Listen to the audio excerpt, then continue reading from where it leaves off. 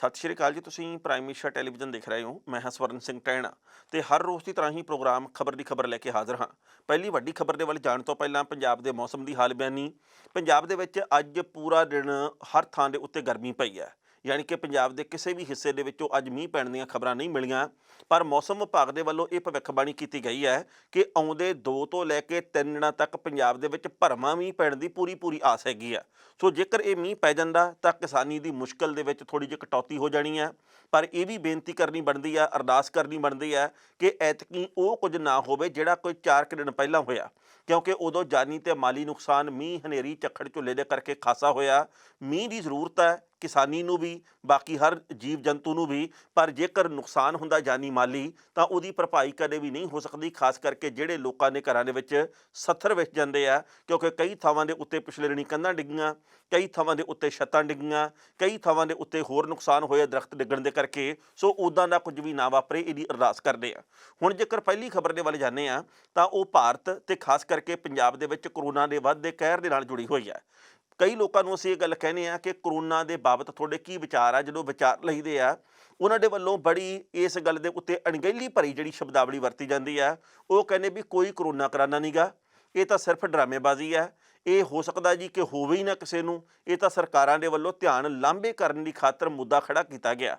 ਪਰ ਜਿਸ ਤਰੀਕੇ ਦੇ ਨਾਲ ਪੂਰੇ ਭਾਰਤ ਦੇ ਵਿੱਚ 4 ਦਿਨਾਂ ਦੇ ਵਿੱਚ 1 ਲੱਖ ਨਵਾਂ ਕੇਸ ਸਾਹਮਣੇ ਆ ਗਿਆ, 30 ਹਜ਼ਾਰ 28 ਹਜ਼ਾਰ 24 ਘੰਟਿਆਂ ਦੇ ਵਿੱਚ ਨਵਾਂ ਕੇਸ ਸਾਹਮਣੇ ਆ ਰਿਹਾ, ਉਸ ਤੋਂ ਬਾਅਦ ਜਿਸ ਤਰੀਕੇ ਦੇ ਨਾਲ ਮੌਤਾਂ ਦੀ ਗਿਣਤੀ ਦੇ ਵਿੱਚ ਵਾਧਾ ਹੋ ਰਿਹਾ, ਇਹ ਗੱਲ ਕਹਿਣੀ ਗਲਤ ਹੈ ਕਿ ਕਰੋਨਾ ਦੇ ਨਾਂ ਦੇ ਉੱਤੇ ਸਿਰਫ ਰਾਜਨੀਤੀ ਹੋ ਰਹੀ ਹੈ। ਰਾਜਨੀਤੀ ਵੀ ਹੋ ਰਹੀ ਹੈ, ਪਰ ਲੋਕ ਮਰ ਵੀ ਰਹੇ ਆ, ਲੋਕ ਪੀੜਤ ਵੀ ਹੋ ਰਹੇ ਆ। ਪੰਜਾਬ ਦੀ ਸਰਕਾਰ ਦੇ ਵਿੱਚ ਹੁਣ ਕਰੋਨਾ ਜਿਹੜਾ ਉਹ ਪਹੁੰਚ ਚੁੱਕਿਆ, ਕਿਉਂਕਿ ਆਪਾਂ ਜਾਣਦੇ ਹਾਂ ਕਿ ਕੈਬਨਿਟ ਮੰਤਰੀ ਤ੍ਰਿਪਤ ਰਜਿੰਦਰ ਸਿੰਘ ਬਾਜਵਾ ਨੇ ਜਿਹੜੇ ਉਹ ਵੀ ਕਰੋਨਾ ਪੀੜਤ ਹੋ ਚੁੱਕੇ ਆ। ਅੱਜ ਦੇ ਵਿੱਚ ਪੰਜਾਬ ਦੇ ਵਿੱਚ 288 ਦੇ ਕਰੀਬ ਨਵੇਂ ਮਾਮਲੇ ਸਾਹਮਣੇ ਆਏ ਆ। ਲੰਘੇ ਦਿਨ ਪੰਜਾਬ ਦੇ ਵਿੱਚ 12 ਮੌਤਾਂ ਹੋਈਆਂ ਸੀ ਕਰੋਨਾ ਦੇ ਕਰਕੇ। ਅੱਜ ਵੀ ਪੰਜਾਬ ਦੇ ਵਿੱਚ ਅੱਧੀ ਦਰਜਨ ਤੋਂ ਵੱਧ ਲੋਕਾਂ ਦੀ ਮੌਤ ਕਰੋਨਾ ਪੀੜਤ ਹੋਣ ਕਰਕੇ ਹੋਈ ਹੈ। ਸੋ ਜਿਨ੍ਹਾਂ ਦੇ ਘਰ ਦੇ ਵਿੱਚ ਸੱਥਰ ਵਿਛਦੇ ਆ, ਜਿਹੜੇ ਲੋਕ ਪੀੜਤ ਹੋ ਜਾਂਦੇ ਆ, ਉਹ ਕਿਵੇਂ ਸਹਿਮ ਦੇ ਪਰਛਾਵੇਂ ਦੇ ਵਿੱਚ ਰਹਿੰਦੇ ਆ। ਜਿਹੜੇ ਲੋਕ ਇਸ ਵਕਤ ਦੁਨੀਆ ਦੇ ਵਿੱਚ ਨਹੀਂ, ਉਹਨਾਂ ਦੇ ਬਾਕੀ ਟੱਬਰ ਦੇ ਜੀ ਕੀ ਮਹਿਸੂਸ ਕਰਦੇ ਆ, ਅਸਲ ਦੇ ਵਿੱਚ ਪੀੜ, ਅਸਲ ਦੇ ਵਿੱਚ ਉਹ ਦਰਦ ਕਹਾਣੀ ਬਿਆਨ ਕਰ ਸਕਦੇ ਆ।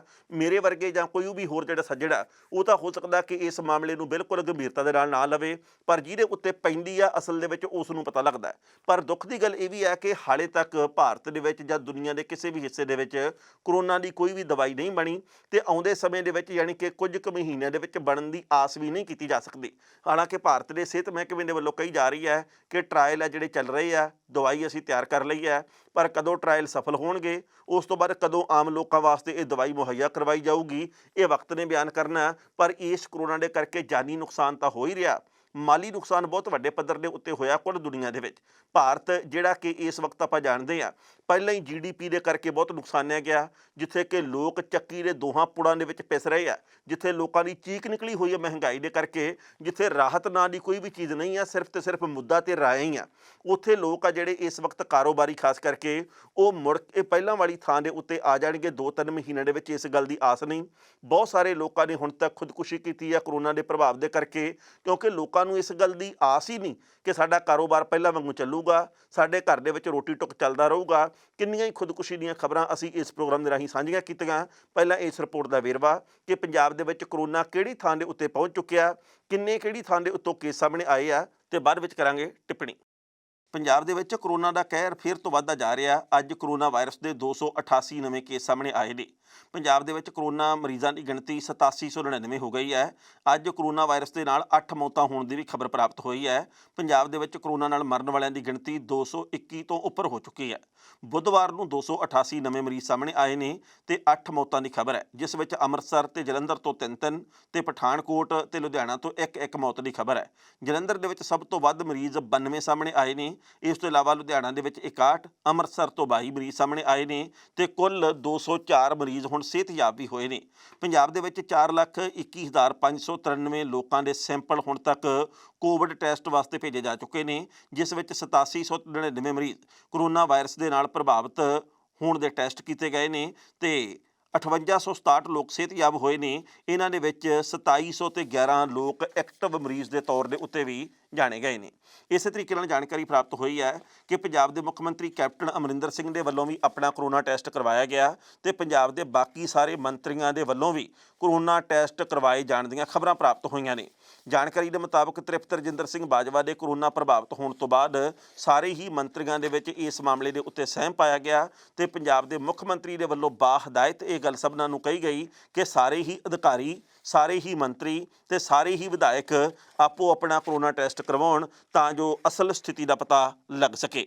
ਇੱਥੇ ਵੀ ਦੱਸਣਾ ਬਣਦਾ ਹੈ ਕਿ ਪੰਜਾਬ ਦੇ ਪੇਂਡੂ ਵਿਕਾਸ ਤੇ ਪੰਚਾਇਤ ਮੰਤਰੀ ਤ੍ਰਿਪਤ ਰਜਿੰਦਰ ਸਿੰਘ ਬਾਜਵਾ ਦੀ ਦੂਜੀ ਵਾਰ ਅੱਜ ਫਿਰ ਕਰੋਨਾ ਰਿਪੋਰਟ ਪੋਜ਼ਿਟਿਵ ਆਈ ਹੈ। ਇਸ ਤੋਂ ਬਾਅਦ ਹੁਣ ਉਹਨਾਂ ਨੂੰ ਮੋਹਾਲੀ ਦੇ ਫੋਰਟਿਸ ਹਸਪਤਾਲ ਦੇ ਵਿੱਚ ਦਾਖਲ ਕਰਵਾਇਆ ਗਿਆ।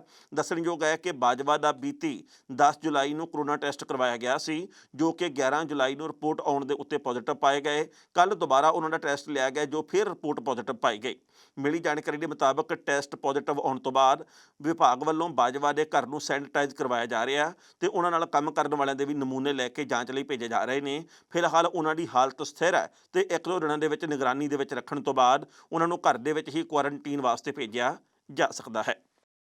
ਇਸ ਖਬਰ ਦੇ ਉੱਤੇ ਟਿੱਪਣੀ ਕਰਦੇ ਦੋਸਤੋ, ਪਹਿਲੀ ਗੱਲ ਤਾਂ ਅਸੀਂ ਕਹਾਂਗੇ ਕਿ ਜਿਸ ਤਰੀਕੇ ਨਾਲ ਪੰਜਾਬ ਦੇ ਵਿੱਚ ਕਰੋਨਾ ਵੱਧ ਰਿਹਾ, ਇਸ ਗੱਲ ਦੀ ਗੰਭੀਰਤਾ ਨੂੰ ਸਮਝਣ ਦੀ ਬਹੁਤ ਵੱਡੀ ਜ਼ਰੂਰਤ ਹੈ, ਕਿਉਂਕਿ ਅਸੀਂ ਉਹ ਲੋਕ ਹਾਂ ਪੰਜਾਬ ਦੇ ਜਿਹੜੇ ਕਿ ਪਹਿਲਾਂ ਹੀ ਥੋੜ੍ਹਾ ਮਾਰੇ ਆ। ਸਾਡੇ ਵਿੱਚੋਂ ਬਹੁ ਗਿਣਤੀ ਲੋਕ ਆ ਜਿਹੜੇ ਜੋ ਕਮਾਉਂਦੇ ਆ ਉਹ ਖਾਣ ਵਾਲੇ ਆ। ਵਿਰਲੇ ਟਾਵੇ ਲੋਕ ਇਹ ਆ, ਕੁਝ ਫੀਸਦੀ ਲੋਕ ਇਹੋ ਜਿਹੇ ਜਿਨ੍ਹਾਂ ਦੇ ਕੋਲੇ ਸਰਮਾਇਆ ਚੰਗਾ ਤੇ ਜਿਹੜੇ ਲੱਖ ਦੀ ਥਾਂ ਦੇ ਉੱਤੇ 10 ਲੱਖ ਵੀ ਖਰਚ ਸਕਦੇ ਤੇ 10 ਲੱਖ ਦੀ ਥਾਂ ਦੇ ਉੱਤੇ 50 ਲੱਖ ਵੀ ਖਰਚ ਸਕਦੇ ਆ ਆਪਣੇ ਇਲਾਜ ਦੇ ਲਈ। ਕਈ ਲੋਕ ਇਹੋ ਜਿਹੇ ਵੀ ਜਿਹੜੇ ਵਿਦੇਸ਼ਾਂ ਦੇ ਵਿੱਚ ਵੀ ਇਲਾਜ ਕਰਵਾ ਸਕਦੇ ਆ। ਪਰ ਗੱਲ ਇਹ ਸਧਾਰਨ ਲੋਕਾਂ ਦੀ ਅਸੀਂ ਕਰ ਰਹੇ ਹਾਂ। ਜੇਕਰ ਉਹ ਕਰੋਨਾ ਪੀੜਤ ਹੁੰਦੇ ਆ ਤਾਂ ਜਾਂ ਰੱਬ ਨੂੰ ਉਲਾਂਭੇ ਆ ਤੇ ਜਾਂ ਫਿਰ ਸਰਕਾਰਾਂ ਨੂੰ ਉਲਾਂਭੇ ਆ। ਸਾਡੇ ਕੋਲੇ ਉਲਾਂਭਿਆਂ ਤੋਂ ਬਿਨਾਂ ਹੋਰ ਕੁਝ ਬਚਦਾ ਨਹੀਂ। ਇਸ ਵਕਤ ਸੋਚਣ ਤੇ ਸਮਝਣ ਵਾਲੀ ਗੱਲ ਇਹ ਹੈ ਕਿ ਜੇਕਰ ਵੱਡੇ ਲੋਕਾਂ, ਖਾਸ ਕਰਕੇ ਅਧਿਕਾਰੀਆਂ, ਵਿਧਾਇਕਾਂ, ਮੰਤਰੀਆਂ, ਕੈਬਨਿਟ ਦੇ ਵਿੱਚ ਕਰੋਨਾ ਪਹੁੰਚ ਚੁੱਕਿਆ ਤਾਂ ਫਿਰ ਅਸੀਂ ਹੋਰ ਵੀ ਜ਼ਿਆਦਾ ਸੰਭਲ ਕੇ ਚੱਲੀਏ, ਕਿਉਂਕਿ ਅਸੀਂ ਸਾਧਨ ਸੰਪੰਨ ਲੋਕ ਨਹੀਂ ਆ। ਤ੍ਰਿਪਤ ਰਜਿੰਦਰ ਸਿੰਘ ਬਾਜਵਾ ਜਿਹੜੇ ਕਿ ਕਰੋਨਾ ਪੀੜਤ ਹੋਏ ਆ, ਇਹ ਪੰਜਾਬ ਦੇ ਪਹਿਲੇ ਕੈਬਨਿਟ ਮੰਤਰੀ ਆ ਜਿਨ੍ਹਾਂ ਨੂੰ ਕਰੋਨਾ ਹੋਇਆ। ਪਰ ਹੁਣ ਖਬਰਾਂ ਇਹ ਆ ਰਹੀਆਂ ਕਿ ਤ੍ਰਿਪਤ ਰਜਿੰਦਰ ਸਿੰਘ ਬਾਜਵਾ ਕਿਵੇਂ ਕਰੋਨਾ ਪੀੜਤ ਹੋ ਗਏ। ਕੀ ਉਹ ਮੀਟਿੰਗਾਂ ਦੇ ਕਰਕੇ ਕਰੋਨਾ ਪੀੜਤ ਹੋਏ ਆ? ਕਿਉਂਕਿ ਇਹਨਾਂ ਦੇ ਵਿਭਾਗ ਦੇ ਸੀਨੀਅਰ ਅਧਿਕਾਰੀ ਨੇ ਜਿਹੜੇ ਵਿਪਲ ਉਜਵਲ, ਪਿਛਲੇ ਦਿਨੀ ਉਹ ਵੀ ਕਰੋਨਾ ਪੀੜਤ ਪਾਏ ਗਏ। ਮੰਨਿਆ ਇਹ ਜਾ ਰਿਹਾ ਕਿ ਪਿਛਲੇ ਦਿਨੀ ਤ੍ਰਿਪਤ ਰਜਿੰਦਰ ਸਿੰਘ ਬਾਜਵਾ ਦੇ ਵਿਭਾਗ ਦੀ ਇੱਕ ਮੀਟਿੰਗ ਹੋਈ 1 ਘੰਟੇ ਦੇ ਲਈ, ਸ਼ਾਇਦ ਉੱਥੋਂ ਲਾਗ ਇਹਨਾਂ ਤੱਕ ਫੈਲੀ ਹੈ। ਇਸੇ ਕਰਕੇ ਕੈਪਟਨ ਅਮਰਿੰਦਰ ਸਿੰਘ ਹੋਰਾਂ ਨੇ ਡਰਦੇ ਕਰਕੇ ਆਪਣਾ ਕਰੋਨਾ ਟੈਸਟ ਕਰਵਾਇਆ ਤੇ ਉਹਨਾਂ ਦੀ ਅੱਜ ਕਰੋਨਾ ਟੈਸਟ ਦੀ ਰਿਪੋਰਟ ਆ ਚੁੱਕੀ ਹੈ ਤੇ ਉਹ ਨੈਗੇਟਿਵ ਆਈ ਹੈ। ਕੈਪਟਨ ਅਮਰਿੰਦਰ ਸਿੰਘ ਤੰਦਰੁਸਤ ਹੈਗੇ ਆ, ਪਰ ਉਹਨਾਂ ਨੇ ਸਾਰੇ ਹੀ ਆਪਣੇ ਮੰਤਰੀਆਂ ਨੂੰ, ਵਿਧਾਇਕਾਂ ਨੂੰ, ਅਧਿਕਾਰੀਆਂ ਨੂੰ ਤੇ ਕਰਮਚਾਰੀਆਂ ਨੂੰ ਇਹ ਗੱਲ ਕਹੀ ਹੈ ਜੀ ਕਿ ਤੁਸੀਂ ਟੈਸਟ ਕਰਵਾਓ। ਤੇ ਇਹ ਵੀ ਪਤਾ ਲੱਗਾ ਜੀ ਕਿ ਪੰਜਾਬ ਦੇ ਅੱਧੋ ਵੱਧ ਮੰਤਰੀਆਂ ਨੇ ਆਪਣੇ ਟੈਸਟ ਕਰਵਾ ਲਏ ਆ। ਅੱਜ ਇਹ ਵੀ ਪਤਾ ਲੱਗਾ ਕਿ ਅਰੁਣਾ ਚੌਧਰੀ ਦੇ ਵੱਲੋਂ ਤੇ ਸੁਖਜਿੰਦਰ ਸਿੰਘ ਰੰਧਾਵਾ ਹੋਰਾਂ ਦੇ ਵੱਲੋਂ ਟੈਸਟ ਕਰਵਾਏ ਗਏ ਆ, ਜਿਹੜੇ ਉਹਨਾਂ ਦੀ ਰਿਪੋਰਟ ਭਲਕ ਤੱਕ ਆ ਜਾਣੀ ਆ। ਅਸੀਂ ਇਸ ਗੱਲ ਦੀ ਅਰਦਾਸ ਕਰਦੇ ਹਾਂ ਕਿ ਪੰਜਾਬ ਦੇ ਵਿੱਚ ਸਾਰੇ ਲੋਕ ਤੰਦਰੁਸਤ ਰਹਿਣ। ਪਰ ਇਸ ਮਾਮਲੇ ਦੇ ਉੱਤੇ ਰਾਜਨੀਤਿਕਾਂ ਵੀ ਚੱਲ ਰਹੀਆਂ। ਇਸ ਮਾਮਲੇ ਦੇ ਉੱਤੇ ਬਹੁਤ ਸਾਰੀਆਂ ਇਹੋ ਜਿਹੀਆਂ ਖਬਰਾਂ ਵੀ ਸਾਹਮਣੇ ਆ ਰਹੀਆਂ ਜਿਹੜੀਆਂ ਕਿ ਹੈਰਾਨ ਕਰਦੀਆਂ। ਕਰੋਨਾ ਮਹਾਮਾਰੀ ਦੀ ਆੜ ਦੇ ਵਿੱਚ ਇਹੋ ਜਿਹੀਆਂ ਗੱਲਾਂ ਕਿ ਤੁਸੀਂ ਪ੍ਰਦਰਸ਼ਨ ਨਹੀਂ ਕਰ ਸਕਦੇ, ਕਿਉਂਕਿ ਜੇਕਰ ਪ੍ਰਦਰਸ਼ਨ ਕਰੋਗੇ ਤਾਂ ਫਿਰ ਬਹੁਤ ਵੱਡਾ ਨੁਕਸਾਨ ਹੋ ਸਕਦਾ ਹੈ। ਇਸ ਮਾਮਲੇ ਦੇ ਉੱਤੇ ਵੱਖ-ਵੱਖ ਜਥੇਬੰਦੀਆਂ ਦੇ ਵੱਲੋਂ ਮੁੱਦਾ ਖੜਾ ਕੀਤਾ ਗਿਆ। ਉਹਨਾਂ ਨੇ ਕਿਹਾ ਕਿ ਕੈਪਟਨ ਅਮਰਿੰਦਰ ਸਿੰਘ ਇੱਕ ਤੀਰ ਦੇ ਨਾਲ 2 ਨਿਸ਼ਾਨੇ ਵਿੰਨ ਰਹੇ ਆ। ਇੱਕ ਪਾਸੇ ਤਾਂ ਉਹ ਕਹਿ ਰਹੇ ਆ ਕਿ ਤੁਸੀਂ ਤਾਂ ਨਹੀਂ ਇਕੱਠੇ ਹੋਣਾ ਕਿਉਂਕਿ ਧਾਰਾ 144 ਵੀ ਲਾਗੂ ਆ, ਕਿਉਂਕਿ ਕਰੋਨਾ ਦਾ ਕਹਿਰ ਬਹੁਤ ਵੱਧ ਰਿਹਾ। ਦੂਜੇ ਪਾਸੇ ਉਹਨਾਂ ਦਾ ਮਨਸ਼ਾ ਇਹ ਹੈ ਕਿ ਸਰਕਾਰ ਨੂੰ ਘੇਰਨ ਵਾਸਤੇ ਜਿਹੜੇ ਵੀ ਮੁੱਦੇ ਵੱਖ-ਵੱਖ ਲੋਕਾਂ ਦੇ ਵੱਲੋਂ ਚੁੱਕੇ ਜਾ ਰਹੇ ਆ, ਉਹ ਮੁੱਦੇ ਨਾ ਬਣਨ ਤੇ ਉਹ ਸੜਕਾਂ ਦੇ ਉੱਤੇ ਨਾ ਨਿਤਰਨ ਤੇ ਉਹ ਪ੍ਰਦਰਸ਼ਨ ਨਾ ਕਰਨ। ਸੂਬੇ ਦੀ ਸਰਕਾਰ ਦੀ ਬਦਨਾਮੀ ਹੁੰਦੀ ਹੈ ਇਸ ਮੌਕੇ। ਇਸ ਕਰਕੇ ਉਹਨਾਂ ਨੇ ਕਰੋਨਾ ਦੀ ਆੜ ਦੇ ਵਿੱਚ ਇੱਕ ਤੀਰ ਦੇ ਨਾਲ 2 ਨਿਸ਼ਾਨੇ ਵਿੰਨੇ ਆ। ਇਹ ਕੁਝ ਕੁ ਲੋਕਾਂ ਦਾ ਕਹਿਣਾ ਹੈ ਜੋ ਕਿ ਅਖਬਾਰਾਂ ਦੇ ਵਿੱਚ ਸੁਰਖੀਆਂ ਵੀ ਬਣੀਆਂ। ਸੋ ਵਕਤ ਦੱਸੂਗਾ ਆਉਂਦੇ ਸਮੇਂ ਦੇ ਵਿੱਚ ਪੰਜਾਬ ਦੇ ਵਿੱਚੋਂ ਕਰੋਨਾ ਕਿਵੇਂ ਮੁੱਕਦਾ ਹੈ। ਪਰ ਕਰੋਨਾ ਦੇ ਨਾਂ ਦੇ ਉੱਤੇ ਸਾਜ਼ਿਸ਼ਾਂ ਤੇ ਕਰੋਨਾ ਦੇ ਨਾਂ ਦੇ ਉੱਤੇ ਬੇਹੱਦ ਰਾਜਨੀਤੀ ਕੀਤੀ ਜਾ ਰਹੀ ਹੈ। ਜਿਹੜੇ ਤਕੜੇ ਲੋਕ ਨੇ ਉਹਨਾਂ ਦੇ ਵੱਲੋਂ ਨਿਯਮਾਂ ਦਾ ਪਾਲਣ ਨਹੀਂ ਕੀਤਾ ਜਾ ਰਿਹਾ। ਮੁੱਖ ਮੰਤਰੀ ਸਾਹਿਬ ਦੇ ਵੱਲੋਂ ਆਦੇਸ਼ ਜਾਰੀ ਕੀਤੇ ਗਏ ਕਿ ਜੀ ਕਿਸੇ ਨੇ ਵੀ 5 ਬੰਦਿਆਂ ਤੋਂ ਵੱਧ ਕਿਤੇ ਇਕੱਠੇ ਨਹੀਂ ਹੋਣਾ, ਵਿਆਹ ਦੇ ਵਿੱਚ 30 ਲੋਕਾਂ ਤੋਂ ਵੱਧ ਨਹੀਂ ਹੋਣੇ ਚਾਹੀਦੇ, ਕਿਸੇ ਨੇ ਪ੍ਰਦਰਸ਼ਨ ਨਹੀਂ ਕਰਨਾ। ਪਰ ਜਿਹੜੇ ਆਪਣੇ ਨੇ ਉਹਨਾਂ ਦੇ ਭਾਵੇਂ ਰਾਜਾ ਵੜਿੰਗ ਨੇ ਤੇ ਭਾਵੇਂ ਕਈ ਹੋਰ ਨੇਤਾ ਨੇ, ਉਹ ਤਾਂ ਕਿਸੇ ਨਿਯਮ ਦੀ ਪਰਵਾਹ ਨਹੀਂ ਕਰਦੇ। ਉਹਨਾਂ ਨੂੰ ਇਉਂ ਲੱਗਦਾ ਵੀ ਕਰੋਨਾ ਸਾਡਾ ਰਿਸ਼ਤੇਦਾਰ ਆ। ਉਹ ਤਾਂ ਇਸ ਗੱਲ ਨੂੰ ਮੰਨ ਕੇ ਰਾਜ਼ੀ ਨਹੀਂ ਕਿ ਅਸੀਂ ਵੀ ਬਚਾਅ ਦੇ ਵਿੱਚ ਬਚਾਅ ਇਸ ਗੱਲ ਦੇ ਉੱਤੇ ਅਮਲ ਕਰਨਾ। ਸੋ ਆਉਂਦੇ ਦਿਨਾਂ ਦੇ ਵਿੱਚ ਪੰਜਾਬ ਦੇ ਵਿੱਚੋਂ ਖਬਰਾਂ ਹੋਰ ਘਾਤਕ ਤੇ ਹੋਰ ਅੰਦਰੇ ਨੂੰ ਝੰਜੋੜਨ ਵਾਲੀਆਂ ਪੈਦਾ ਨਾ ਹੋਣ, ਇਹਦੀ ਅਸੀਂ ਅਰਦਾਸ ਕਰਦੇ ਹਾਂ। ਪਰ ਲੋਕਾਂ ਨੂੰ ਸੰਭਲ ਕੇ ਚੱਲਣਾ ਪੈਣਾ, ਇਹਨਾਂ ਸਾਜ਼ਿਸ਼ਾਂ ਨੂੰ ਵੀ ਸਮਝਣਾ ਪੈਣਾ।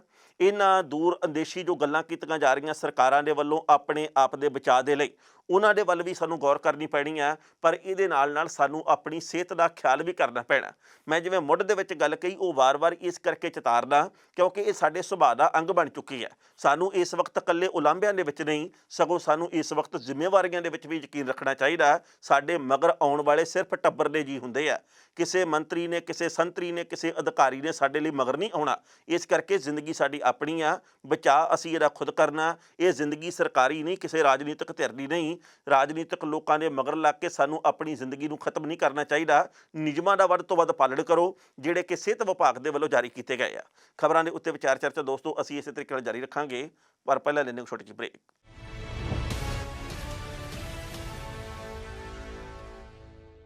ਵਕਫੇ ਤੋਂ ਬਾਅਦ ਇੱਕ ਵਾਰ ਫਿਰ ਤੁਹਾਡਾ ਸਵਾਗਤ ਹੈ ਦੋਸਤੋ। ਕੁਝ ਹੋਰ ਖਬਰਾਂ ਨੇ ਉੱਤੇ ਟਿੱਪਣੀਆਂ ਕਰਦੇ ਹਾਂ। ਰਾਜਨੀਤੀ ਦੇ ਵਿੱਚ ਕੋਈ ਸਦਾ ਕਿਸੇ ਦਾ ਸਕਾ ਨਹੀਂ ਰਹਿੰਦਾ। ਅਸੀਂ ਇਸ ਪ੍ਰੋਗਰਾਮ ਦੇ ਵਿੱਚ ਬਹੁਤ ਵਾਰ ਇਹ ਗੱਲ ਕਹੀ ਆ। ਰਾਜਨੀਤੀ ਦੇ ਵਿੱਚ ਹਮੇਸ਼ਾ 2 ਤੇ 2 4 ਨਹੀਂ ਹੁੰਦੇ। ਜੇਕਰ ਅਸੀਂ ਕੱਲ੍ਹ ਤੱਕ ਦੀ ਗੱਲ ਦੇਖੀਏ ਤਾਂ ਇਉਂ ਲੱਗਦਾ ਸੀ ਕਿ ਸਚਿਨ ਪਾਇਲਟ ਕਾਂਗਰਸ ਦੇ ਇੱਕ ਇਹੋ ਜਿਹਾ ਅਨਿੱਖੜਵਾਂ ਅੰਗ ਆ ਜਿਹੜੇ ਕਿ ਕਦੇ ਦੂਰ ਨਹੀਂ ਹੋ ਸਕਦੇ। ਪਰ ਅੱਜ ਉਸੇ ਸਚਿਨ ਪਾਇਲਟ ਨੂੰ ਜਿਸ ਤਰੀਕੇ ਨਾਲ ਦੁੱਧ ਦੇ ਵਿੱਚੋਂ ਮੱਖੀ ਬਾਹਰ ਕੱਢ ਕੇ ਮਾਰੀ ਦੀ ਹੈ, ਇਵੇਂ ਕਾਂਗਰਸ ਨੇ ਕੱਢ ਕੇ ਮਾਰਿਆ। ਤੇ ਇਹਦੇ ਬਾਬਤ ਵੀ ਖਬਰਾਂ ਕਈ ਕਿਸਮ ਦੀਆਂ ਆ ਰਹੀਆਂ। ਖਬਰਾਂ ਇਹ ਆ ਰਹੀਆਂ ਕਿ ਜਿਸ ਤਰੀਕੇ ਨਾਲ ਪਾਇਲਟ ਹੋਰਾਂ ਨੂੰ ਹਰਿਆਣੇ ਦੇ ਇੱਕ ਹੋਟਲ ਦੇ ਵਿੱਚ ਠਹਿਰਾਇਆ ਗਿਆ, ਉਹ ਸਾਰਾ ਕੁਝ ਪ੍ਰਬੰਧ ਭਾਜਪਾ ਨੇ ਕਰਕੇ ਦਿੱਤਾ। ਕੁਝ ਕੁ ਲੋਕਾਂ ਦਾ ਇਹ ਕਹਿਣਾ ਜੀ ਕਿ ਇਹ ਭਾਜਪਾ ਦੀਆਂ ਖੇਡਾਂ, ਤੇ ਕੁਝ ਕੁ ਲੋਕਾਂ ਦਾ ਇਹ ਕਹਿਣਾ ਜੀ ਕਿ ਇਹ ਕਾਂਗਰਸ ਦੀ ਆਪਣੀ ਕਲਾ ਕਲੇਸ਼ ਦੀ ਗੱਲ ਹੈ, ਇਹਦੇ ਵਿੱਚ ਕਿਸੇ ਹੋਰ ਦਾ ਕਸੂਰ ਨਹੀਂ ਹੈ। ਦੂਜੇ ਪਾਸੇ ਕੁਝ ਕੁ ਲੋਕਾਂ ਦਾ ਇਹ ਵੀ ਕਹਿਣਾ ਹੈਗਾ ਕਿ ਇਹ ਉਮਰ ਦੇ ਫਾਸਲੇ ਦੀ ਗੱਲ ਹੈ। ਅਸ਼ੋਕ ਗਹਿਲੋਤ ਹੋਰਾਂ ਦੀ ਤੇ ਜਿਹੜੇ ਸਚਿਨ ਪਾਇਲਟ ਨੇ, ਇਹਨਾਂ ਦੀ ਉਮਰ ਦੇ ਵਿੱਚ ਇੰਨਾ ਅੰਤਰ ਹੈ ਕਿ ਦੋਵਾਂ ਨੂੰ ਇੱਕ ਦੂਜੇ ਦੇ ਕੰਮਕਾਜ ਦੇ ਤਰੀਕਿਆਂ ਦੇ ਉੱਤੇ ਸੰਤੁਸ਼ਟੀ ਨਹੀਂ, ਇੱਕ ਦੂਜੇ ਦੇ ਤਰੀਕਿਆਂ ਨੂੰ ਇਹ ਪਸੰਦ ਨਹੀਂ ਕਰਦੇ। ਪਰ ਰਾਹੁਲ ਗਾਂਧੀ ਹੋਰਾਂ ਨੇ ਅੱਜ ਇਹ ਗੱਲ ਕਹੀ ਹੈ ਕਿ ਪਹਿਲੀ ਗੱਲ ਤਾਂ ਸਭ ਨੂੰ ਆਪਣਾ ਘਰ ਸੰਭਾਲ ਕੇ ਚੱਲਣਾ ਚਾਹੀਦਾ, ਕਿਸੇ ਨੂੰ ਵੀ ਜੀ ਨੂੰ ਛੱਡ ਕੇ ਨਹੀਂ ਜਾਣਾ ਚਾਹੀਦਾ। ਪਰ ਜੇਕਰ ਕੋਈ ਛੱਡ ਕੇ ਜਾਣਾ ਹੀ ਚਾਹਵੇ ਤਾਂ ਫਿਰ ਆਪਾਂ ਰੱਸਾ ਪਾ ਕੇ ਥੋੜ੍ਹੀ ਉਹਨੂੰ ਰੱਖ ਸਕਦੇ ਹਾਂ, ਫਿਰ ਉਹਨੂੰ ਚਲੇ ਜਾਣਾ ਚਾਹੀਦਾ। ਇਹ ਉਹਦੀ ਆਪਣੀ ਨਿੱਜੀ ਮਰਜ਼ੀ ਵੀ ਹੈਗੀ ਹੈ। ਸਚਿਨ ਪਾਇਲਟ ਜਿਸ ਤਰੀਕੇ ਦੇ ਨਾਲ ਰਾਹੁਲ ਗਾਂਧੀ ਦੇ ਪੱਕੇ ਯਾਰ, ਜਿਸ ਤਰੀਕੇ ਨਾਲ ਦੋਵਾਂ ਦੀ ਬਹੁਤ ਨੇੜਲੀ ਸਾਂਝ ਤੇ ਜਿਸ ਤਰੀਕੇ ਨਾਲ ਹੁਣ ਦੂਰੀਆਂ ਵਧੀਆਂ, ਇਹਦੇ ਉੱਤੇ ਹੈਰਾਨੀ ਇਸ ਕਰਕੇ ਨਹੀਂ ਹੁੰਦੀ ਕਿਉਂਕਿ ਕਾਂਗਰਸ ਦੀਆਂ ਜਿੱਥੇ ਜਿੱਥੇ ਸਰਕਾਰਾਂ ਹੈਗੀਆਂ, ਕਾਂਗਰਸ ਨੇ ਆਪ ਵੀ ਨਹੀਂ ਯਤਨ ਕੀਤਾ ਵੀ ਅਸੀਂ ਸਰਕਾਰਾਂ ਬਚਾ ਕੇ ਰੱਖੀਏ। ਜਿਹੜੇ ਬੰਦੇ ਸਾਡੇ ਕੋਲੇ ਆ ਉਹਨਾਂ ਨੂੰ ਅਸੀਂ ਸਾਂਭ ਕੇ ਰੱਖੀਏ। ਕਾਰਨ ਇਹਦੇ ਪਿੱਛੇ ਇਹ ਹੈ ਕਿ ਰਾਜਨੀਤੀ ਦਰ ਰਾਜਨੀਤੀ ਇਹੋ ਜਿਹੀਆਂ ਖਬਰਾਂ ਆਉਂਦੀਆਂ ਜਿਹੜੀਆਂ ਕਿ ਚਿੰਤਾ ਜ਼ਾਹਰ ਕਰਨ ਦੇ ਲਈ ਮਜਬੂਰ ਕਰਦੀਆਂ। ਕਾਂਗਰਸ ਦੇ ਪਿੜ ਪੱਲੇ ਪੂਰੇ ਭਾਰਤ ਦੇ ਵਿੱਚ ਕਿੰਨਾ ਕੁ ਕੁਝ ਆਪਾਂ ਜਾਣਦੇ ਹਾਂ। ਜਿੱਥੇ ਜਿੱਥੇ ਸਰਕਾਰ ਹੈ ਉੱਥੇ ਨਵਾਂ ਕੋਈ ਨਾ ਕੋਈ ਟੰਟਾ ਖੜਾ ਹੋ ਜਾਂਦਾ, ਜਿਹਦੇ ਕਰਕੇ ਸਵਾਲ ਨਵੇਂ ਤਰ੍ਹਾਂ ਦੇ ਖੜੇ ਹੁੰਦੇ ਆ। ਪਰ ਜਿਹੜੀ ਹੁਣ ਖਬਰ ਆਈ ਹੈ ਉਹਦੇ ਮੁਤਾਬਕ ਅੱਜ ਅਸ਼ੋਕ ਗਹਿਲੋਤ ਹੋਰਾਂ ਨੇ ਇਹ ਵੀ ਗੱਲ ਕਹੀ ਹੈ ਕਿ ਜਿਹੜੇ ਨਵੀਂ ਪੀੜ੍ਹੀ ਦੇ ਨੇਤਾ ਨਾ, ਇਹਨਾਂ ਦੀ ਰਗੜਾਈ ਘੱਟ ਹੋਈ ਹੈ। ਉਹਨਾਂ ਦੇ ਕਹਿਣ ਦਾ ਭਾਵ ਇਹ ਹੈ ਕਿ ਇਹ ਜਿਹੜੇ ਨਵੇਂ ਮੁੰਡੇ ਆ ਇਹਨਾਂ ਨੂੰ ਚੰਡਿਆ ਨਹੀਂ ਜਾ ਸਕਿਆ। ਜੇਕਰ ਚੰਗੀ ਤਰ੍ਹਾਂ ਚੰਡੇ ਹੁੰਦੇ ਤਾਂ ਫਿਰ ਇਹ ਇਹੋ ਜਿਹੇ ਫੈਸਲੇ ਨਾ ਕਰਦੇ। ਅਸ਼ੋਕ ਗਹਿਲੋਤ ਹੋਰੀ ਕਹਿੰਦੇ ਆ ਸਰਕਾਰ ਸਾਡੀ ਕਿਤੇ ਜਾਣ ਨਹੀਂ ਲੱਗੀ, ਸਾਡੇ ਕੋਲੇ 109 ਵਿਧਾਇਕ ਆ, ਚਾਹੀਦੇ 101 ਆ। ਜਦ ਕਿ ਸਚਿਨ ਪਾਇਲਟ ਹੋਰੀ ਕਹਿੰਦੇ ਆ ਮੇਰੇ ਕੋਲੇ 30 ਵਿਧਾਇਕ ਆ, ਸਰਕਾਰ ਗਈ ਕਿ ਗਈ। ਸਰਕਾਰ ਗਈ ਕਿ ਗਈ ਜਾਂ ਸਰਕਾਰ ਬਚੀ ਕਿ ਬਚੀ, ਇਹ ਤਾਂ ਵਕਤ ਦੱਸੂਗਾ। ਪਹਿਲਾਂ ਇਸ ਰਿਪੋਰਟ ਦਾ ਵੇਰਵਾ, ਬਾਅਦ ਵਿੱਚ ਕਰਾਂਗੇ ਟਿੱਪਣੀ। ਰਾਜਸਥਾਨ ਦੀ ਸਿਆਸਤ ਦੇ ਵਿੱਚ ਜਾਰੀ ਹਲਚਲ ਦੇ 4 ਦਿਨ ਬਾਅਦ ਰਾਹੁਲ ਗਾਂਧੀ ਨੇ ਅੱਜ ਆਪਣੀ ਚੁੱਪ ਤੋੜੀ। ਰਾਹੁਲ ਨੇ ਸਚਿਨ ਪਾਇਲਟ ਦਾ ਨਾਂ ਲਏ ਤੋਂ ਬਿਨਾਂ ਕਾਂਗਰਸੀਆਂ ਨੂੰ ਕਿਹਾ ਕਿ ਜੇਕਰ ਕੋਈ ਪਾਰਟੀ ਛੱਡ ਕੇ ਜਾਣਾ ਚਾਹੁੰਦਾ ਤਾਂ ਉਹ ਜਾਵੇਗਾ ਹੀ। ਸੂਤਰਾਂ ਦੇ ਮੁਤਾਬਕ NSUI ਦੀ ਮੀਟਿੰਗ ਦੇ ਵਿੱਚ ਰਾਹੁਲ ਨੇ ਇਹ ਗੱਲ ਕਹੀ। ਉਹਨਾਂ ਨੇ ਕਿਹਾ ਕਿ ਪਾਰਟੀ ਦੇ ਦਰਵਾਜ਼ੇ ਤੁਹਾਡੇ ਵਰਗੇ ਨੌਜਵਾਨਾਂ ਦੇ ਵਾਸਤੇ ਖੁੱਲ੍ਹੇ ਹੋਏ ਨੇ। ਹਾਲਾਂਕਿ ਕਾਂਗਰਸ ਨੂੰ ਹਾਲੇ ਵੀ ਉਮੀਦ ਹੈ ਕਿ ਪਾਇਲਟ ਵਾਪਸ ਪਰਤ ਆਉਣਗੇ। ਲਗਾਤਾਰ ਤੀਜੇ ਦਿਨ ਪਾਰਟੀ ਨੇ ਪਾਇਲਟ ਨੂੰ ਵਾਪਸ ਆਉਣ ਦੀ ਅਪੀਲ ਕੀਤੀ ਹੈ। ਜੈਪੁਰ ਗਏ ਅਬਜ਼ਰਵਰ ਰਣਦੀਪ ਸੂਰਜੇਵਾਲਾ ਨੇ ਕਿਹਾ, ਬੀਤੇ ਦਿਨਾਂ ਦੇ ਵਿੱਚ ਅਸੀਂ ਸਚਿਨ ਪਾਇਲਟ ਨੂੰ ਆਪਣੀ ਗੱਲ ਰੱਖਣ ਦਾ ਮੌਕਾ ਦਿੱਤਾ। ਕੱਲ੍ਹ ਭਰੇ ਮਨ ਦੇ ਨਾਲ ਉਹਨਾਂ ਦੇ ਖਿਲਾਫ ਕਾਰਵਾਈ ਕੀਤੀ ਹੈ। ਸੂਰਜੇਵਾਲਾ ਨੇ ਕਿਹਾ ਕਿ ਅੱਜ ਮੀਡੀਆ ਦੇ ਜ਼ਰੀਏ ਉਹਨਾਂ ਦੇ ਬਿਆਨ ਦੀ ਜਾਣਕਾਰੀ ਮਿਲੀ। ਉਹ ਕਹਿ ਰਹੇ ਨੇ ਕਿ ਭਾਜਪਾ ਦੇ ਵਿੱਚ ਨਹੀਂ ਜਾਣਗੇ। ਅਸੀਂ ਕਹਿਣਾ ਚਾਹੁੰਦੇ ਹਾਂ ਕਿ ਹਰਿਆਣਾ ਸਰਕਾਰ ਦੀ ਮੇਜ਼ਬਾਨੀ ਛੱਡੋ, ਪਰਿਵਾਰ ਦੇ ਵਿੱਚ ਵਾਪਸ ਮੁੜ ਆਓ, ਨਾਲ ਬੈਠੋ ਤੇ ਆਪਣੀ ਗੱਲ ਰੱਖੋ। ਮੁੱਖ ਮੰਤਰੀ ਅਸ਼ੋਕ ਗਹਿਲੋਤ ਨੇ ਕਿਹਾ ਕਿ ਸਾਡੀ ਮੀਟਿੰਗ ਹੁੰਦੀ ਹੈ ਤਾਂ ਮੈਂ ਯੂਥ ਕਾਂਗਰਸ ਦੇ ਲਈ ਲੜਾਈ ਲੜਦਾ ਹਾਂ। ਇਹਨਾਂ ਦੀ ਰਗੜਾਈ ਨਹੀਂ ਹੋ ਸਕੀ ਤਾਂ ਇਹ ਸਮਝ ਨਹੀਂ ਸਕੇ। ਅੱਜ ਕੇਂਦਰੀ ਮੰਤਰੀ ਬਣ ਗਏ, PCC ਪ੍ਰਧਾਨ ਬਣ ਗਏ। ਜੇ ਇਹਨਾਂ ਦੀ ਢੰਗ ਦੇ ਨਾਲ ਰਗੜਾਈ ਹੋਈ ਹੁੰਦੀ ਤਾਂ ਚੰਗੇ ਤਰੀਕੇ ਦੇ ਨਾਲ ਕੰਮ ਕਰਦੇ। ਮੈਂ ਇਹ ਵੀ ਕਿਹਾ ਕਿ ਅੱਜ ਤੋਂ ਇਹ ਲੋਕ ਚੰਗਾ ਕੰਮ ਕਰ ਸਕਦੇ ਨੇ। ਸਾਡੇ ਜ਼ਮਾਨੇ ਦੇ ਵਿੱਚ ਕੋਈ ਤਾਲਮੇਲ ਨਹੀਂ ਸੀ। ਅੱਜ IT ਆ ਗਈ ਹੈ, ਮੋਬਾਈਲ ਹੈ, ਮੀਡੀਆ ਹੈ। ਦੇਸ਼ ਦਾ ਭਵਿੱਖ ਇਹਨਾਂ ਦੇ ਉੱਤੇ ਨਿਰਭਰ ਕਰਦਾ। ਜੇ ਇਹ ਖੁਦ ਹੀ ਘੋੜ ਦੌੜ ਦਾ ਹਿੱਸਾ ਬਣਨਗੇ, ਉਹਨੂੰ ਪਸੰਦ ਕਰਨਗੇ, ਪ੍ਰਮੋਟ ਕਰਨਗੇ, ਨਵੀਂ ਪੀੜ੍ਹੀ ਦੇ ਲੋਕ ਤਾਂ ਦੇਸ਼ ਨੂੰ ਬਰਬਾਦ ਨਹੀਂ ਕਰਨਗੇ ਤਾਂ ਹੋਰ ਕੀ। ਵਿਧਾਨ ਸਭਾ ਸਪੀਕਰ ਸੀਪੀ ਜੋਸ਼ੀ ਨੇ ਬੁੱਧਵਾਰ ਨੂੰ ਕਾਂਗਰਸ ਦੀ ਸ਼ਿਕਾਇਤ ਦੇ ਉੱਤੇ ਪਾਇਲਟ ਸਮੇਤ 19 ਅਸੰਤੁਸ਼ਟ ਵਿਧਾਇਕਾਂ ਨੂੰ ਨੋਟਿਸ ਜਾਰੀ ਕੀਤਾ ਹੈ। ਸ਼ੁੱਕਰਵਾਰ ਤੱਕ ਉਹਨਾਂ ਦੇ ਕੋਲੋਂ ਜਵਾਬ ਮੰਗਿਆ। ਨੋਟਿਸ ਦੇ ਵਿੱਚ ਪੁੱਛਿਆ ਗਿਆ ਕਿ ਪਾਰਟੀ ਵਿਰੋਧੀ ਗਤੀਵਿਧੀਆਂ ਤੇ ਕਾਂਗਰਸ ਵਿਧਾਇਕਾਂ ਦੀਆਂ 2 ਮੀਟਿੰਗਾਂ ਦੇ ਵਿੱਚ ਸ਼ਾਮਲ ਨਾ ਹੋਣ ਤੇ ਉਹਨਾਂ ਨੂੰ ਅਯੋਗ ਕਿਉਂ ਨਹੀਂ ਠਹਿਰਾਉਣਾ ਚਾਹੀਦਾ। ਰਾਜਸਥਾਨ ਕਾਂਗਰਸ ਦੇ ਇੰਚਾਰਜ ਅਵਿਨਾਸ਼ ਪਾਂਡੇ ਨੇ ਕਿਹਾ ਕਿ ਪਾਇਲਟ ਸਮੇਤ 19 ਮੈਂਬਰ ਜੇਕਰ 2 ਦਿਨ ਦੇ ਵਿੱਚ ਉੱਤਰ ਨਹੀਂ ਦਿੰਦੇ ਤਾਂ ਇਹ ਮੰਨਿਆ ਜਾਵੇਗਾ ਕਿ ਉਹ ਕਾਂਗਰਸ ਵਿਧਾਇਕ ਦਲ ਤੋਂ ਆਪਣੀ ਮੈਂਬਰਸ਼ਿਪ ਛੱਡ ਰਹੇ ਨੇ। ਕਾਂਗਰਸ ਦਾ ਕਹਿਣਾ ਹੈ ਕਿ ਪਾਰਟੀ ਵਿਪ ਨੂੰ ਨਾ ਮੰਨਣ ਦੇ ਉੱਤੇ ਪਾਇਲਟ ਤੇ 2 ਮੰਤਰੀਆਂ ਦੇ ਉੱਤੇ ਕਾਰਵਾਈ ਕੀਤੀ ਗਈ ਹੈ। ਰਾਤੀ 12 ਵਜੇ ਤੋਂ ਬਾਅਦ ਵਿਧਾਇਕਾਂ ਦੇ WhatsApp ਦੇ ਉੱਤੇ ਨੋਟਿਸ ਭੇਜੇ ਗਏ। ਬਾਅਦ ਦੇ ਵਿੱਚ ਉਹਨਾਂ ਦੇ ਘਰ ਦੇ ਉੱਤੇ ਵੀ ਨੋਟਿਸ ਚਿਪਕਾਏ ਗਏ ਨੇ। ਜਿਨ੍ਹਾਂ ਵਿਧਾਇਕਾਂ ਨੂੰ ਨੋਟਿਸ ਭੇਜੇ ਗਏ ਨੇ ਉਹਨਾਂ ਵਿੱਚ ਸਚਿਨ ਪਾਇਲਟ, ਰਮੇਸ਼ ਮੀਣਾ, ਇੰਦਰਾਜ ਗੁੱਜਰ, ਗਜਰਾਜ ਖਟਾਣਾ, ਰਾਕੇਸ਼ ਪਾਰੀਕ, ਮੁਰਾਰੀ ਮੀਣਾ, PR ਮੀਣਾ, ਸੁਰੇਸ਼ ਮੋਦੀ, ਭੰਵਰ ਲਾਲ ਸ਼ਰਮਾ, ਵੇਦ ਪ੍ਰਕਾਸ਼ ਸੁਲੰਕੀ, ਮੁਕੇਸ਼ ਭਾਕਰ, ਰਾਮ ਨਿਵਾਸ ਗਾਵੜੀਆ, ਹਰੀਸ਼ ਮੀਣਾ, ਬਰਜਿੰਦਰ ਓਲਾ, ਹਿਮਾ ਰਾਮ ਚੌਧਰੀ, ਵਿਸ਼ਵੇਂਦਰ ਸਿੰਘ, ਅਮਰ ਸਿੰਘ ਤੇ ਦੀਪੇਂਦਰ ਸਿੰਘ ਤੇ ਗਜੇਂਦਰ ਸ਼ਕਤਾਵਤ ਇਹਨਾਂ ਦੇ ਨਾਂ ਨੇ। ਬਾਕੀ ਪਾਇਲਟ ਨੇ ਅੱਜ ਇਹ ਗੱਲ ਕਹੀ ਹੈ ਕਿ ਮੈਂ ਭਾਜਪਾ ਦੇ ਵਿੱਚ ਸ਼ਾਮਲ ਨਹੀਂ ਹੋ ਰਿਹਾ। ਇਸ ਖਬਰ ਦੇ ਉੱਤੇ ਟਿੱਪਣੀ ਕਰਨ ਦੇ ਦੋਸਤੋ ਪਹਿਲੀ ਗੱਲ ਤਾਂ ਅਸੀਂ ਕਹਾਂਗੇ ਜਿਸ ਤਰੀਕੇ ਦੇ ਨਾਲ ਅੱਜ ਪਾਇਲਟ ਹੋਰਾਂ ਨੂੰ ਇੱਕ ਵਾਰ ਫਿਰ ਆਵਾਜ਼ ਮਾਰੀ ਗਈ ਹੈ, ਲੱਗਦਾ ਇਹ ਹੈ ਕਿ ਕਾਂਗਰਸ ਦੇ ਵੱਲੋਂ ਇਹ ਆਖਰੀ ਪੇਸ਼ਕਸ਼ ਜਾਂ ਆਖਰੀ ਆਵਾਜ਼ ਮਾਰਨ ਦੀ ਗੱਲ ਮੰਨੀਏ, ਕਿਉਂਕਿ ਕਾਂਗਰਸੀ ਨੇਤਾ ਵਾਰ-ਵਾਰ ਇਹ ਗੱਲ ਕਹਿ ਰਹੇ ਆ ਕਿ ਹੁਣ ਬਹੁਤ ਹੋ ਚੁੱਕਿਆ। ਸਚਿਨ ਪਾਇਲਟ ਹੋਰਾਂ ਦੀ ਬਥੇਰੀ ਮਿਹਨਤ ਕਰ ਲਈ ਆ, ਹੁਣ ਆਪਾਂ ਸਟੈਂਡ ਵੀ ਲੈ ਲਈਏ। ਪਰ ਫਿਰ ਵੀ ਰਾਹੁਲ ਗਾਂਧੀ ਹੋਰਾਂ ਦੇ ਵੱਲੋਂ ਤੇ ਉਹਨਾਂ ਦੇ ਚਹੇਤਿਆਂ ਦੇ ਵੱਲੋਂ ਇਹ ਗੱਲ ਕਹੀ ਜਾ ਰਹੀ ਹੈ ਕਿ ਥੋੜ੍ਹਾ ਕੁ ਸਮਾਂ, ਥੋੜ੍ਹੇ ਘੰਟੇ ਜਾਂ ਥੋੜ੍ਹੇ ਦਿਨ ਆਪਾਂ ਹੋਰ ਦੇ ਕੇ ਦੇਖਦੇ ਹਾਂ। ਪਰ ਲੱਗਦਾ ਇਹ ਆ ਵੀ ਜਿਸ ਤਰੀਕੇ ਦੇ ਨਾਲ ਹੁਣ ਗੰਢ ਪੈ ਗਈ ਹੈ ਰਿਸ਼ਤੇ ਦੇ ਵਿੱਚ, ਇਹ ਛੇਤੀ ਕਿਤੇ ਨਿਕਲਣੀ ਨਹੀਂ ਤੇ ਜੇਕਰ ਨਿਕਲ ਵੀ ਗਈ ਤਾਂ ਇਹਦੀ ਰੜਕ ਜਾਣੀ ਨਹੀਂ। ਸੋ ਆਉਂਦੇ ਦਿਨਾਂ ਦੇ ਵਿੱਚ ਪਤਾ ਲੱਗੂਗਾ ਕਿ ਸਚਿਨ ਪਾਇਲਟ ਹੋਰੀ ਆਪਣੀ ਪਾਰਟੀ ਬਣਾਉਂਦੇ ਆ ਜਾਂ ਫਿਰ ਉਹ ਭਾਜਪਾ ਦੇ ਵਿੱਚ ਚਲੇ ਜਾਂਦੇ ਆ। ਪਰ ਬਗਾਵਤ ਕਰਨ ਤੋਂ ਬਾਅਦ ਅੱਜ ਸਚਿਨ ਪਾਇਲਟ ਨੇ ਪਹਿਲੀ ਇੰਟਰਵਿਊ ਦਿੱਤੀ ਹੈ ਇੱਕ ਨਿੱਜੀ ਮੀਡੀਆ ਅਦਾਰੇ ਨੂੰ। ਉਹਨਾਂ ਨੇ ਕਿਹਾ ਜੀ ਕਿ ਮੈਂ ਭਾਜਪਾ ਦੇ ਵਿੱਚ ਨਹੀਂ ਜਾ ਰਿਹਾ। ਜੋਤੀਰਾਦਿੱਤਿਆ ਸਿੰਧੀਆ ਦੇ ਨਾਲ ਮੇਰੀ ਪਿਛਲੇ 6 ਮਹੀਨੇ ਤੋਂ ਕੋਈ ਗੱਲ ਨਹੀਂ ਹੋਈ। ਪਿਛਲੇ ਕੁਛ ਕੁ ਦਿਨਾਂ ਦੇ ਵਿੱਚ ਮੇਰੇ ਉੱਤੇ ਜਿਹੜੀ ਕਿਸਮ ਦੇ ਦੋਸ਼ ਲੱਗੇ ਆ, ਉਹਨਾਂ ਨੇ ਮੇਰੀ ਆਤਮਾ ਨੂੰ ਬਹੁਤ ਵੱਡਾ ਦੁੱਖ ਪਹੁੰਚਾਇਆ। ਸੋ ਸਚਿਨ ਪਾਇਲਟ ਕਹਿੰਦੇ ਆ ਕਿ ਮੈਂ ਆਪਣੀ ਥਾਂ ਦੇ ਉੱਤੇ ਠੀਕ ਹਾਂ। ਅਸ਼ੋਕ ਗਹਿਲੋਤ ਹੋਰੀ ਕਹਿੰਦੇ ਆ ਕਿ ਅਸੀਂ ਆਪਣੀ ਥਾਂ ਦੇ ਉੱਤੇ ਗਲਤ ਨਹੀਂ। ਇਹ ਦੋਹਾਂ ਦੇ ਜਿਹੜੇ ਆਪਸੀ ਪਾੜੇ ਆ ਇਹ ਪਿਛਲੇ ਕਈ ਮਹੀਨੇ ਤੋਂ ਚੱਲ ਰਹੇ ਸੀ, ਜਿਹੜੇ ਕਿ ਹੁਣ ਬੰਬ ਵਾਂਗ ਫਟੇ ਆ ਤੇ ਵਕਤ ਦੱਸੂਗਾ ਕਿ ਸਚਿਨ ਪਾਇਲਟ ਦਾ ਭਵਿੱਖ ਕੀ ਹੈ।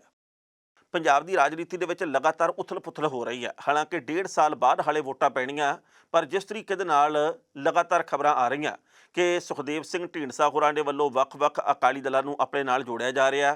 ਹੁਣ ਤਾਂ ਇਹ ਵੀ ਖਬਰ ਆ ਚੁੱਕੀ ਆ ਕਿ ਅਕਾਲੀ ਦਲ 1920 ਆ ਜਿਹੜਾ ਉਹ ਵੀ ਨਾਲ ਤੁਰਿਆ, ਯੂਨਾਈਟਿਡ ਅਕਾਲੀ ਦਲ ਵੀ ਨਾਲ ਆ, ਹੋਰ ਵੀ ਕਈ ਅਕਾਲੀ ਦਲ ਦੇ ਆਗੂ ਨਾਲ ਤੁਰ ਪਏ ਆ।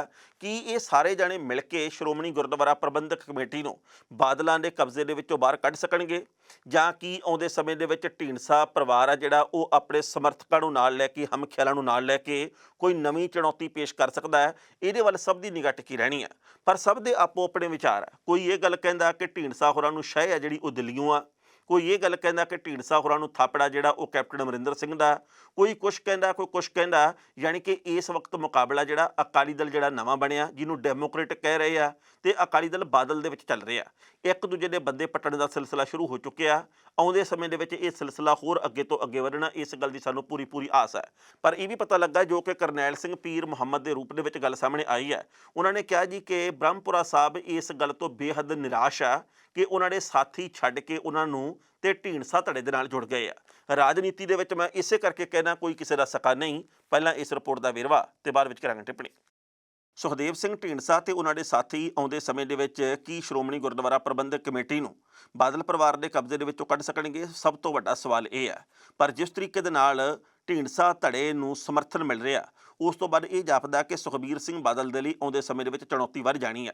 ਜਿਸ ਤਰੀਕੇ ਦੇ ਨਾਲ ਦਿੱਲੀ ਗੁਰਦੁਆਰਾ ਪ੍ਰਬੰਧਕ ਕਮੇਟੀ ਦੀਆਂ ਚੋਣਾਂ ਜਲਦੀ ਹੋਣ ਜਾ ਰਹੀਆਂ ਨੇ, ਜਿਸ ਤਰੀਕੇ ਦੇ ਨਾਲ ਪੰਜਾਬ ਦੇ ਵਿੱਚ ਸ਼੍ਰੋਮਣੀ ਕਮੇਟੀ ਦੀਆਂ ਚੋਣਾਂ ਦੀ ਮੰਗ ਜ਼ੋਰ ਫੜ ਰਹੀ ਹੈ, ਤੇ ਜਿਸ ਤਰੀਕੇ ਦੇ ਨਾਲ ਪੰਜਾਬ ਵਿਧਾਨ ਸਭਾ ਦੀਆਂ ਤਿਆਰੀਆਂ ਦੇ ਬਾਬਤ ਗੱਲਾਂ ਬਾਤਾਂ ਛਿੜੀਆਂ ਹੋਈਆਂ ਨੇ, ਆਉਂਦੇ ਸਮੇਂ ਦੇ ਵਿੱਚ ਇਹ ਜਾਪਦਾ ਹੈ ਕਿ ਪੰਜਾਬ ਦੇ ਵਿੱਚ ਬਹੁਤ ਵੱਡੇ ਪੱਧਰ ਦੇ ਉੱਤੇ ਰਾਜਨੀਤਿਕ ਉਥਲ-ਪੁਥਲ ਹੋਏਗੀ। ਸੁਖਦੇਵ ਸਿੰਘ ਢੀਂਡਸਾ ਪੰਜਾਬ ਦੀ ਰਾਜਨੀਤੀ ਦੇ ਵਿੱਚ ਵਰਤਮਾਨ ਹਾਲਾਤ ਦੇ ਮੱਦੇਨਜ਼ਰ ਕਿਸ ਕਦਰ ਪੈਰ ਪੱਕੇ ਕਰ ਸਕਣਗੇ, ਇਹ ਵਕਤ ਬਿਆਨ ਕਰੇਗਾ। ਪਰ ਢੀਂਡਸਾ ਹੋਰਾਂ ਦੇ ਵੱਲੋਂ ਲਗਾਤਾਰ ਇਹ ਗੱਲ ਕਹੀ ਜਾ ਰਹੀ ਹੈ ਕਿ ਬਾਦਲ ਪਰਿਵਾਰ ਦੇ ਨਾਲ ਸਾਡਾ ਮੁਕਾਬਲਾ ਹੈ, ਅਕਾਲੀ ਦਲ ਦੇ ਨਾਲ ਨਹੀਂ।